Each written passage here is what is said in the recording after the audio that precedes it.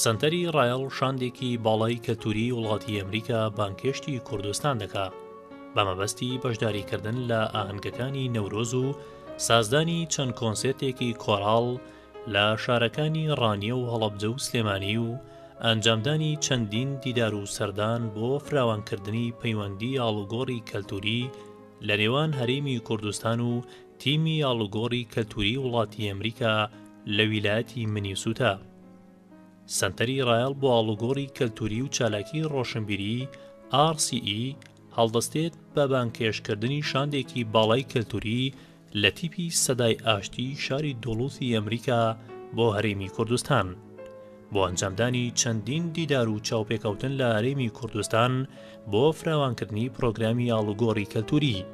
بەشداریکردن لە ئاهەنگەکانی نەورۆز لە شاری سلێمانی و شاری ڕانیە،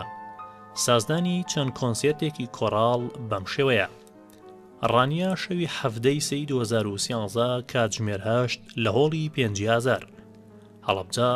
ڕۆژی 18 سەی 2013 کاتژمێر 3:30 دوای نێوڕۆ